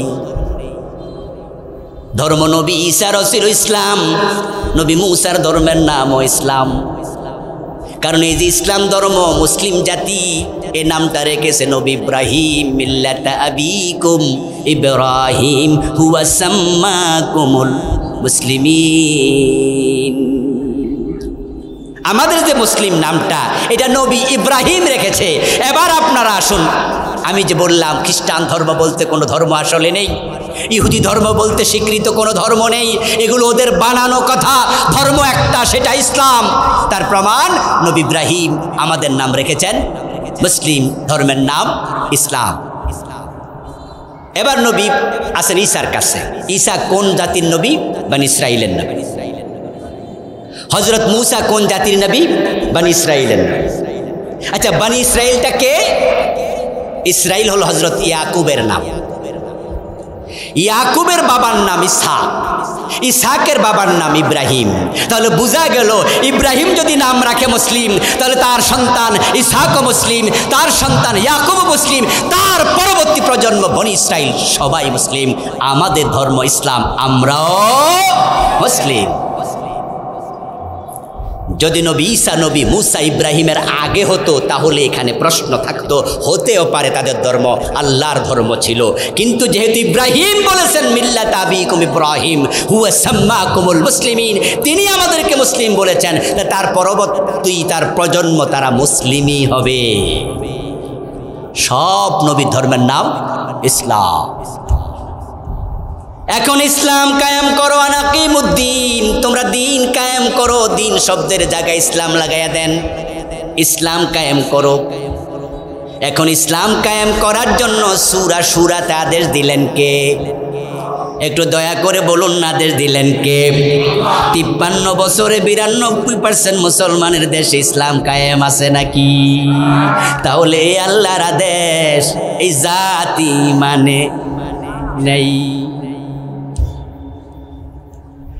আল্লাহ বলে ইসলাম কায়েম করো, 53 বছরে কায়েম হলো না, বরং ধর্মনিরপেক্ষ সংবিধান দিয়া বাংলাদেশ চালু আছে, চলছে। আল্লাহর আইনে চলে না। আল্লাহ বলে চোর ধরে হাত কাটো। ডক্টর কামাল মিয়া আইন বানায় গেছে, চোর ধরে জেলখানায় দাও। ব্রিটিশের আইন তারা ঢুকাইছে। আল্লাহ বলে মদ পান করলে, আমার রাসূল বলে মদ পান করলে 80 বেত লাগাও। আর ডক্টর কামাল মিয়ারা ব্রিটিশ আইন ফলো করছে, মদ পান করলে অনুমতি নিয়ে অসুবিধা নাই। নাউজুবিল্লাহ। শেরাটন হোটেলে মদের দোকান আছে না নাই? হোটেল সোনারগাঁতে মদের বার আছে না নাই? রেডিসনে মদের বার আছে না নাই? ওগুলাতে অনুমতি নিয়ে মদ খায়, ধরার জন্য পুলিশ যায় না। অনুমতি নিয়ে খাইলে নাকি কোনো অসুবিধা নাই। অথচ রাসূলের আইন হলো যেই মদ পান করবে তাকে 80 বেত দিতে হবে। এই 53 বছরের বাংলাদেশে ইসলামের আইন পুরা জাতি মানেই নেই। জেনা করলে বিবাহিত পুরুষ পাথর মারতে হবে এমন আইন, অবিবাহিত হলে 100 বেত লাগাতে হবে এমন আইন আল্লাহর দ্বীনের মাঝে আছে না নাই? বাংলাদেশে জেনা ব্যভিচার আছে কিনা? এই 100 বেতের আইন, রজমের আইন 53 বছরে কয়দিন মানছে? একদিনও মানলেন না। তো কিয়ামতের দিন যদি আল্লাহ জাতিকে জিজ্ঞাসা করে, তোমরা 92% মুসলমান আমি আল্লাহ বানাইছিলাম, জমিনটা মুসলমানের, তোমাদের হাতে নেতৃত্ব দিয়েছিলাম, আমার এই আইনগুলো কেন মানো নাই? সেদিন জবাব দিতে পারবেন না। আল্লাহ শুকরিয়া, 5ই আগস্টের বিপ্লবের মাধ্যমে বর্তমানে বাংলাদেশের সংবিধানের অনেকগুলো ধারা স্থগিত হয়ে আছে।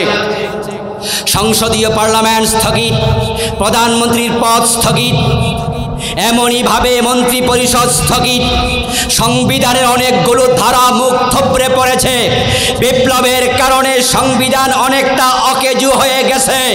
53 বছর পরে আল্লাহ এমন সুযোগ করে দিয়েছেন, এই জাতি যদি একমত হয়ে যায় পুরা সংবিধান বাতিল করে সরাসরি আল্লাহ কোরআনকে সংবিধান বানানো যাবে।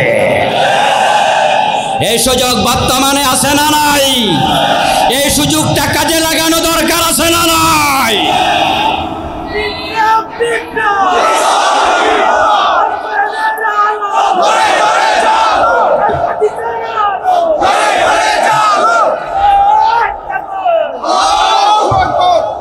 আমার প্রিয় ভাইয়েরা, 53 বছর পরে সুযোগ করে দিয়েছেন কে? অন্তর্বর্তীকালীন সরকারকে যদি আমরা মুসলমানরা বাধ্য করি, 15 জুলাই থেকে ছাত্র জনতা যখন রাস্তায় নেমে গেছে, পতিত স্বৈরাচার বুকে গুলি করে তাদেরকে ঘরে ফিরাতে পারেনি। 5ই আগস্টে সরকার নিজে পালাতে বাধ্য হয়েছে। 92% মুসলমান আমরা যদি ঐক্যমত্য হয়ে যাই, আমরা আল্লাহর কোরআন ছাড়া কোনো সংবিধান মানি না, এই সরকারও গণভোট দিতে বাধ্য হবে। আল্লাহর কোরআনকে সংবিধান বানানোর সুযোগ এসে গেছে।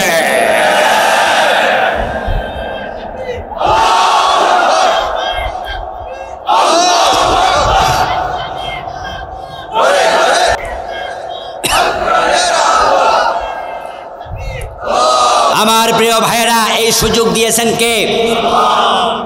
এবারে যে বিপ্লব হলো এটা কোনো মানুষ করেনি,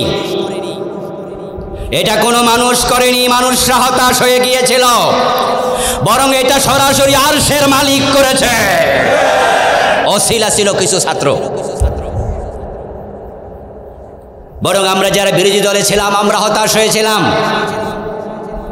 বিএনপির মতো বড় দল তারাও কথা বলতে পারেনি, ভয় পেয়েছে। জামাত ইসলামীর মতো বড় দল তারাও কথা বলতে পারেনি সরকারের বিরুদ্ধে, তারা ভয় পেয়েছে। সেই কোনো সময় ধরে নিয়ে যায়, আয়নাগরে ঢুকিয়ে দেয়, গুম করে ফেলে, বিনা দোষে জেলে ঢুকিয়ে দেয়। কথা বলার কোনো পরিবেশে ছিল না। আমরা অনেকটা হতাশ হয়ে বলছিলাম, মাতা নসরুল্লাহ, মাতা নসরুল্লাহ, আল্লাহ তোমার সাহায্য আর কত দূর। এমন একটি সময় এমন পরিবর্তন এসেছে, 4ই আগস্ট আমরা কল্পনা করি নাই সরকার পালিয়ে যাবে। কল্পনা করছেন আপনারা? আমরা কেউ কল্পনা করিনি। কারণ এই পতিত স্বৈরাচার যেই শক্তিশালী সরকার ছিল, এমন শক্তিশালী সরকার অতীতে বাংলাদেশে আর আসেনি। বরং তারা চৌকিদার থেকে শুরু করে সেনাপ্রধান পর্যন্ত, একবারে কনস্টেবল থেকে শুরু করে প্রধান বিচারপতি পর্যন্ত প্রত্যেকটা জায়গায় নিজেদের লোককে বসিয়েছে, ঠিক কিনা? একটা পুলিশের কনস্টেবল চাকরি দিল, খোঁজ নিত সে তাদের দল করে কি না। শুধুমাত্র মাদ্রাসার সার্টিফিকেট যদি থাকে, মাদ্রাসার সার্টিফিকেট দাখিলে আছে, আলেমে নাই। আমার এক ক্লাসমেট আজকে আমাকে বলেছে, এগুলো তো আমি জানি, আগেই জানি, বাস্তব সাক্ষী আমি। আজকেও বলেছে, এই সুপা মাদ্রাসা থেকে একসাথে দাখিল পাশ করেছি। তারপরে সে আলিম পড়েছে এক কলেজে গিয়ে, রামচন্দ্রপুর, ওই যে মুরাদনগর আব্দুল মজিদ কলেজ, অনেকে নাম শুনে থাকবেন। এক সময় স্ট্যান্ড করতো 5টা 7টা 10টা কুমিল্লা বোর্ডে একসাথে 18-20টা করে। ওখান থেকে আলিম পাশ করে এসএসসি পাশ করলো। 4 বার বিসিএস দিয়েছে, 4 বার 2008 সন থেকে। 4 বার বিসিএস এর বায়াবাতে গিয়ে তার চাকরি হয়নি। আজকে বিকালে আমাকে বলেছে এক প্রসঙ্গে যে ভাই একটু খেয়াল রাখেন, এখন তো নতুন সুযোগ আসতেছে, একটু আমাদের সহযোগিতা করেন। যা আমার অপরাধ ছিল শুধু মাদ্রাসার দাখিলের সার্টিফিকেট। বিসিএস এর রিটেন পরীক্ষায় আমার পাশে বসে আমারটা দেখে দেখে লিখেছে, ওই ছেলে বিসিএস এ চাকরি হয়েছে, আমার হয়নি, অপরাধ দাখিলের সার্টিফিকেট। মাদ্রাসার সার্টিফিকেট দেখে বিসিএস এ চাকরি দেয়নি। ইশারা দিচ্ছি, শুধু বুঝবেন, সবকিছু বলা যায় না। ইসলামিক স্টাডিজ নামক যে সাবজেক্টটা কলেজগুলোতে ছিল, বিগত 15 বছরে কলেজগুলোতে ইসলামিক স্টাডিজের টিচার নিয়োগ দেওয়া বন্ধ করে দিয়েছিল। কলেজ ইসলামিক স্টাডি সাবজেক্টটাই নাই। যখন সার্কুলার হতো টিচার নিয়োগের বিসিএসে ওই সাবজেক্টটাই ছিল, কোনো টিচার নেবে না। তাদের ছাত্র দলের তাদের ছাত্র সংগঠনের, এই সরকারের ছাত্র সংগঠনের কেন্দ্রীয় সেক্রেটারি জেনারেল দেখতে একটু কালো, একটু মোটকা, 2-3 বছর আগে নাম বললাম না আমি, এই যে যারা নাম কইলেস, যারা সচেতন তারা জানেন, তার ভাগিনা, আপন ভাগিনা কুষ্টিয়া বিশ্ববিদ্যালয়ে ইসলামিক স্টাডিজ থেকে মাস্টার্স কমপ্লিট করেছে, অনার্স মাস্টার্স করার পরে সে নিজে ভাগিনাকে সাথে নিয়ে জাতীয় বিশ্ববিদ্যালয়ের তৎকালীন ভিসি কালো লোক, মোসওয়ালা, নাম বললাম না, ওর রুমে গিয়ে বলল, স্যার এটা আমার ভাগিনা, ইসলামিক স্টাডিজ থেকে কুষ্টিয়া পাশ করছে, কিন্তু আপনাদের টিচার তো নিয়োগ দেন না, কমপক্ষে হেরে দেন। হে কিন্তু ওই সব দলমল করে না, যদিও হুজুর মানুষ, তবে ওই দলমল করে না, হে আমার ভাগিনা, তো আমি তো বুঝে নেই। তখন জবাব দিয়েছিল বিসি, যতই কও তুমি দলের কথা, যেহেতু ইসলামিক স্টাডিজ এর ভিতরে হে বীজ থাকবেই।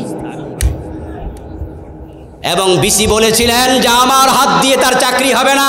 এই কথাটা আমি ভাষা কারো কান থেকে শুনিনি, শুনেছি জাতীয় বিশ্ববিদ্যালয়ের বর্তমানে গতবার ছিল রেক্টর, এখন হয় ডিরেক্টর, এমন অনেক উপরের পোস্টওয়ালা একজন গত এই শুক্রবারের আগের শুক্রবার আমাকে বলেছে, কান শুনেছি। তো যারা নিজের ক্ষমতাকে পাকাপুক্ত করার জন্য কনস্টেবল নিজের দিয়েছে, বিসিএস ক্যাডার নিজের দিয়েছে, বিচারপতি নিজের দিয়েছে, সেনাপ্রধান নিজের দিয়েছে, সব কিছু শক্ত করেছে, ওদেরকে ক্ষমতা থেকে সরায় কে ক্ষমতা কার আছে, কিন্তু আল্লাহ বলে আমি যা চাই তা হয়, ঠিক না? এই জন্য আল্লাহ পোলাপানগুলোকে বাংলাদেশে আবাবিল বানায় রাস্তায় নামিয়ে দিয়েছিল। এগুলো মানুষ আবাবিল, আব্রাহাকে আল্লাহ ধ্বংস করেছে, পাঠিয়েছে পাখি আবাবিল। আল্লাহ দেয়া সুযোগ এবার কাজে লাগান। বাংলাদেশে এবার দিন কায়েম করতে হবে, এই সুযোগ কাজে লাগাতে হবে। আমরা যদি একমত হয়ে যাই, এই দেশের ইসলামী বিপ্লব কোনো জালেম ঠেকাতে পারবে না। আলেম ওলামারা যদি একমত হয়ে যায়, পীর সাহেবেরা, তাবলীগের ভাইয়েরা, মাদ্রাসার হুজুরেরা, মসজিদের খতিবেরা, নামাজওয়ালারা, রোজাওয়ালারা, দাড়ি টুপিওয়ালারা, আমরা কোরআনের পক্ষে একমত যদি হয়ে যায়, আলেমরা একমত হলে জালেমরা লেজ তুলে পালিয়ে যাবে।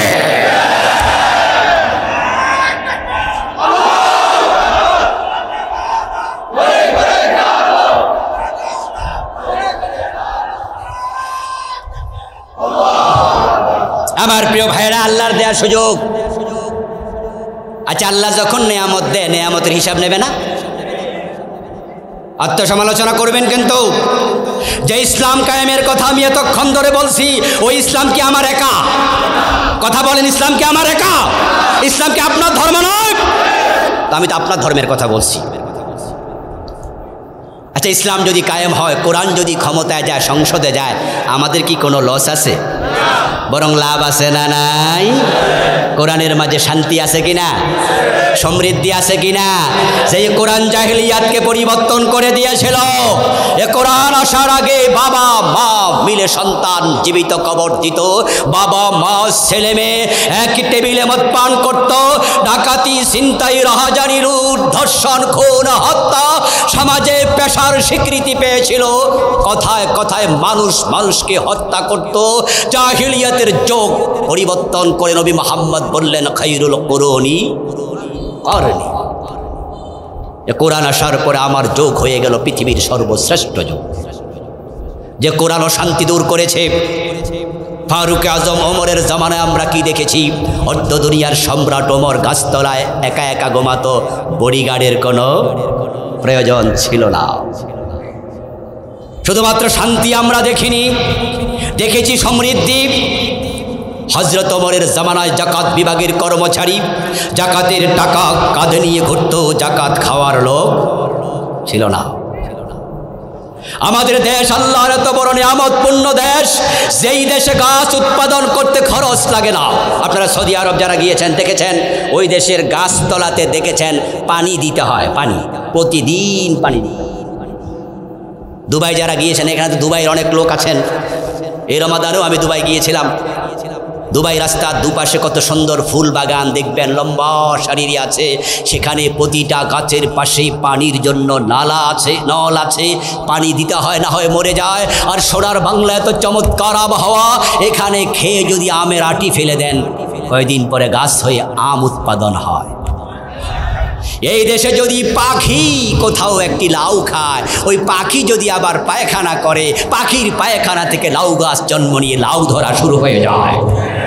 এই দেশকে যদি চুরি ডাকাতি বন্ধ করা যায়, এই দেশের টাকা যদি বিদেশে পাচার করা বন্ধ করা যায়, সোনার বাংলা হতে এক যুগের বেশি লাগবে না।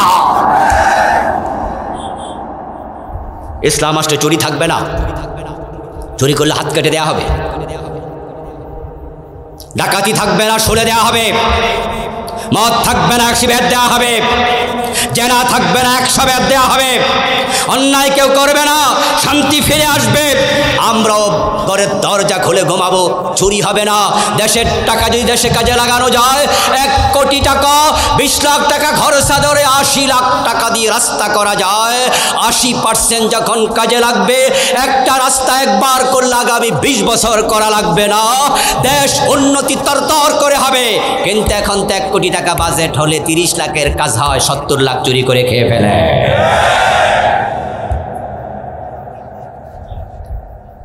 চুরি করবে না কেন? কারণ যে কন্ট্রাক্টরকে দেয়া হয় বাজেট, উনি যখন জানেন যে আমার বাজেট হয়েছে রাস্তার জন্য 100 কোটি টাকা, কিন্তু এই টাকাটা আনার সময় শুরুতেই অফিসারকে দিতে হয় 5 কোটি, 5% আগেই শেষ। আচ্ছা, যখন কন্ট্রাক্টর দেখে যে অফিসার ঘুষ খায়, তখন এই বেটা এই টাকা থেকে মাইরা খাইতে আর টেনশন করবো? তাহলে তাকে চুরি শিখাইল কে? নেতা, অফিসার, যারা বাজেট করেছে তারা। ইসলাম যখন আসবে এগুলো থাকবে না। নবী মুহাম্মদ সাল্লাল্লাহু আলাইহি সাল্লাম বলেছেন, আমার মেয়ে ফাতেমা যদি চুরি করে আমি ফাতেমার হাতটাও কেটে দেব। ইসলাম কত সুন্দর, ইসলাম কত সুন্দর। 53 বছরে আমরা ইসলাম শুনেছি, ইসলাম দেখিনি। প্রিয় ইসলাম যদি দেখতে চাও, কোরআনকে ক্ষমতায় পাঠিয়ে দাও। এমপি চুরি করলে হাত কেটে দেওয়া হবে, মন্ত্রী চুরি করলে হাত কেটে দেওয়া হবে। আর যখন হাত কাটা হবে 2 জন 5 জন 10 জন এমপি, মন্ত্রী, ডিসি, এসপি অফিসার, হাত কাটা নেতা দেখে অন্য নেতারা তারের মতো সোজা হয়ে যাবে।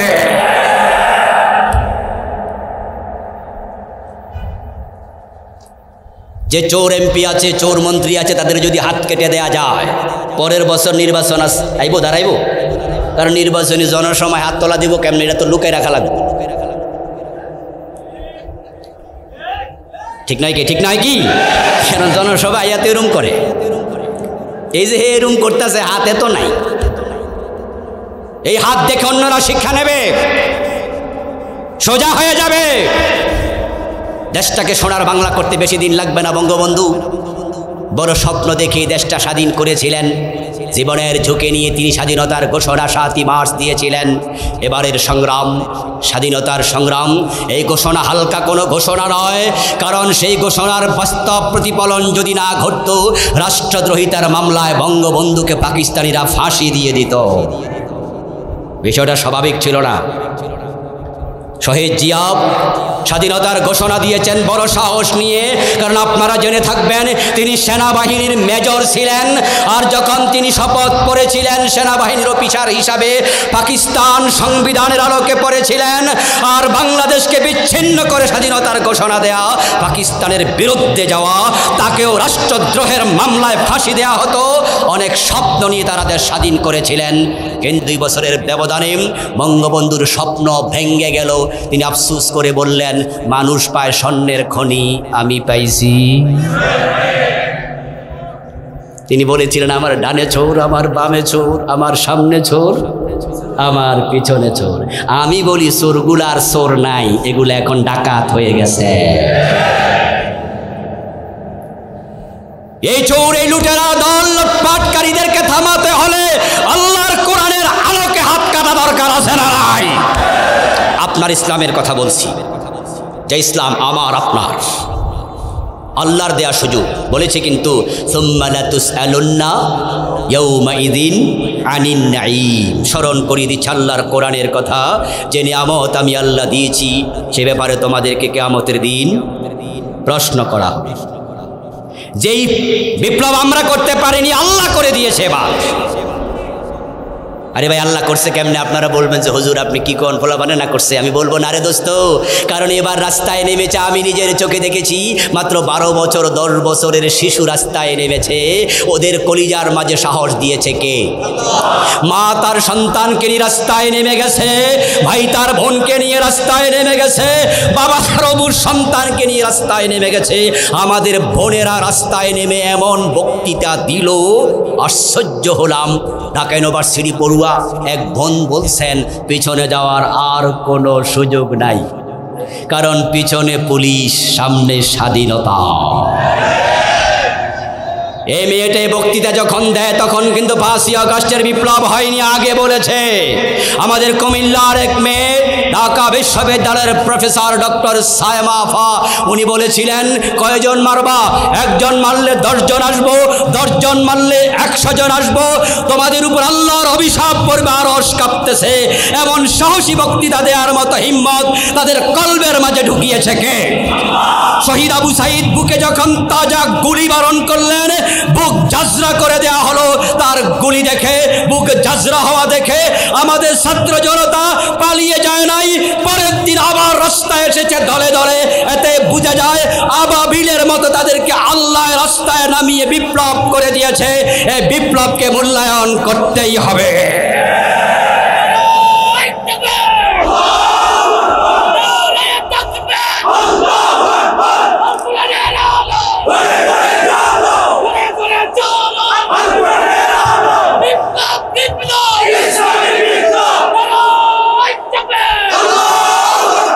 এখন কেউ কেউ মনে মনে বলবেন হুজুর ইসলাম কায়েম, ইসলাম কায়েম, এই ওয়াজ আপনি করতেছেন, শুধু এগুলো ভালো লাগে না, নামাজ রোজার ওয়াজ না, জিকির আজকারের ওয়াজ করবেন।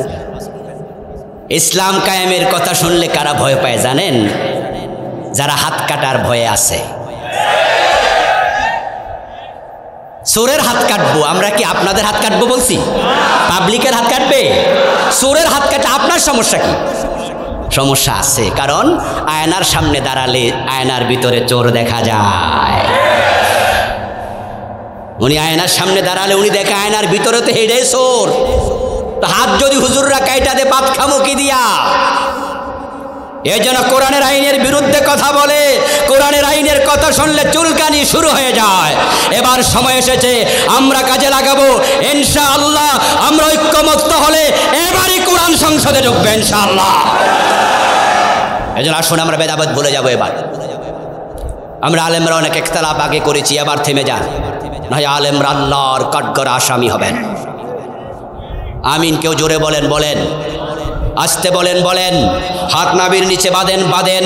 হাত বুকের উপরে বেঁধেছেন, বাঁধেন। আপনি দল্লিন পড়েন, পড়েন। জল্লিন পড়েন, পড়েন। আমিন। আপনি মাথার 3 কল্লি 5 কল্লি টুপি যা ভালো লাগে পরিধান করুন, ক্যাম করুন, কেমন না করুন। ঈদে মিলাদুন্নবী পালন করছেন, সিরাতুন্নবী পালন করছেন, এগুলো ছোটোখাটো বিষয়। ইখতিলাফ আছে, ইখতিলাফ থাকবে। মায়ের পেটের 2 সন্তানও একমত হয় না। সাহাবীদের মাঝেও ছোটোখাটো ইখতিলাফ ছিল, কিন্তু আল্লাহর কোরআন রাসূলের হাদিসকে সংশোধন নিতে হবে। এই নিয়ে ইখতিলাফ করা যাবে না। আমরা এই বিষয়ে একমত হওয়া দরকার আছে না নাই? কোরআনকে সংবিধান বানাতে কারা কারা একমত? হাত তুলে দেখান। নারায়ে তাকবীর, নারায়ে তাকবীর। আল্লাহ তুমি তৌফিক দান করো, আল্লাহ তুমি তৌফিক দান করো।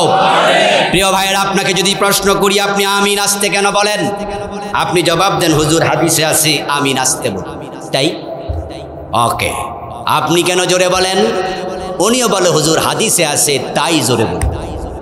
ইখতিলাফ করলো 2 জন, কিন্তু দলিল দিল কি দিয়ে? তাহলে এই বিষয়ে কোনো ইখতিলাফ? আপনি হাত বুকের উপরে কেন বাঁধেন? বলে হাদিসে আছে। ওকে। আপনি নাভির নিচে কেন বাঁধেন? জবাব কি? হাদিসে আছে। ইখতিলাফ করলো আবার 2 জন, কিন্তু দলিল কোথায় খুঁজলো? তাহলে এবার আপনারাই বলুন তো, কোরআন হাদিস নিয়ে কোনো ইখতিলাফ আছে? তাহলে আমি যে আজকে ওয়া শুরু থেকে পর্যন্ত করলাম এই কোরআনের কথাই তো বললাম নাকি? এটা নিয়ে আমরা ইখতিলাফ আর করতে চাই না। এবারও যদি কোরআন ক্ষমতায় যেতে না পারে, আলেম ওলামা আল্লাহর জবাব তোমাদেরকে দিতে হবে। বুঝতে হবে তোমরা নিজের দায়িত্ব ভালো করে পালন করতে ব্যর্থ হয়েছে।